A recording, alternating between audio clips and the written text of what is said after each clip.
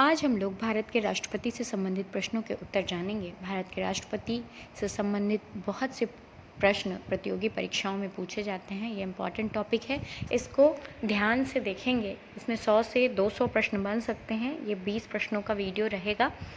ऐसे 5 से 6 वीडियो बनाए जाएंगे जिससे सभी प्रश्नों के उत्तर मिल सकें।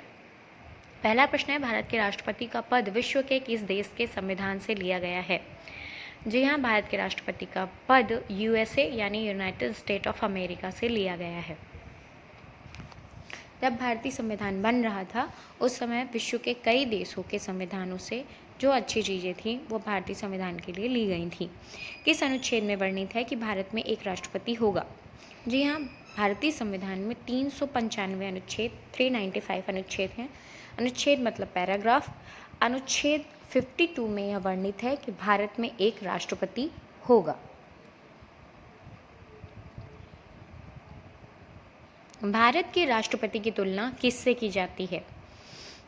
जैसे इंग्लैंड में सम्राट का ओहदा है, पद है, सम्मान है, वैसे ही भारत में राष्ट्रपति का पद है, ओहदा है और सम्मान है। जी हाँ, ब्रिटेन के सम्राट से भारत के राष्ट्रपति की तुलना की जाती है।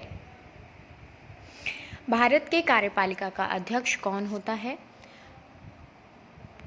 भारत के कार्यपालिका का अध्यक्ष राष्ट्रपति होता है।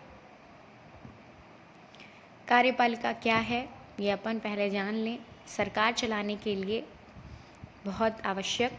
संविधान के अनुसार शासन के कितने अंग हैं? जी हाँ, सबसे पहले अपन जानें कि सरकार किन 3 अंगों से बनती है। 3 अंग होते हैं, व्यवस्थापिका, कार्यपालिका तथा न्यायपालिका। यानी यही कार्यपालिका राष्ट्रपति हैं और राष्ट्रपति कार्यपालिका के अध्यक्ष होते हैं। व्यवस्थापिका यानी संसद और न्यायपालिका यानी सर्वोच्च न्यायालय। कार्यपालिका का अध्यक्ष राष्ट्रपति होता है।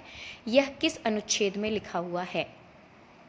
जी हाँ, भारतीय संविधान के अनुच्छेद 53 में ये लिखा हुआ है कि कार्यपालिका का अध्यक्ष राष्ट्रपति होगा। भारतीय संविधान के अनुसार संघ की कार्यपालिका की शक्ति किसमें निहित होती है? जी हाँ, जो कार्यपालिका के अध्यक्ष होंगे उन्हीं में कार्यपालिका की शक्ति निहित होगी। सारी शक्तियाँ राष्ट्रपति के पास ही होती हैं कार्यपालिका की, क्योंकि वो कार्यपालिका के अध्यक्ष होते हैं और यह सर्वोच्च पद होता है भारत का। भारत के राष्ट्रपति किसके प्रधान होते हैं? जी हाँ, पूरे भारत के प्रधान होंगे राष्ट्रपति जी, यानी अपने देश के प्रधान होते हैं भारत के राष्ट्रपति, क्योंकि भारत का राष्ट्रपति का पद भारत का सर्वोच्च पद है।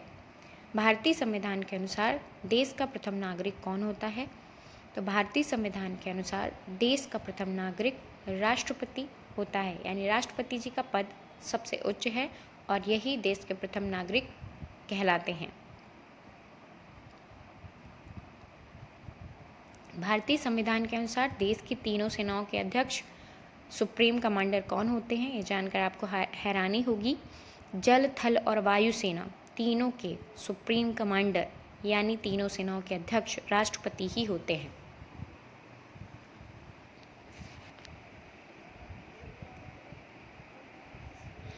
भारत के राष्ट्रपति की योग्यता का निर्धारण संविधान के किस अनुच्छेद में किया गया है?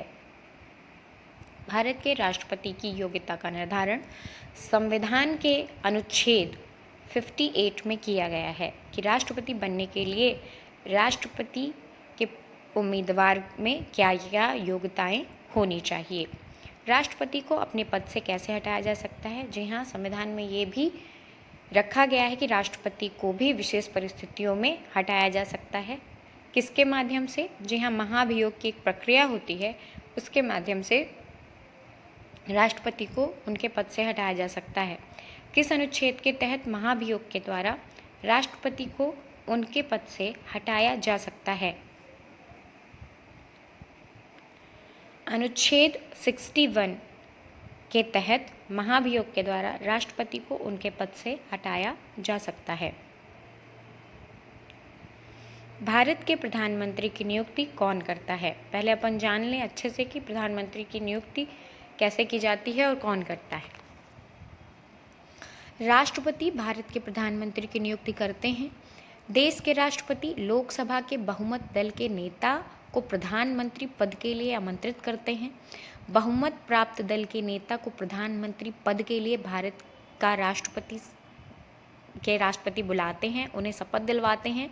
राष्ट्रपति भवन पर देश के प्रधानमंत्री राष्ट्रपति के समक्ष शपथ ग्रहण करते हैं। यानी लोकसभा के बहुमत दल के नेता ही प्रधानमंत्री होते हैं और राष्ट्रपति ही उनकी नियुक्ति करते हैं राष्ट्रपति भवन में। प्रधानमंत्री की नियुक्ति राष्ट्रपति के द्वारा की जाएगी। यह किस अनुच्छेद के तहत लिखा हुआ है? प्रधानमंत्री की नियुक्ति राष्ट्रपति के द्वारा की जाएगी। यह अनुच्छेद 75 यानी 75 में लिखा हुआ है।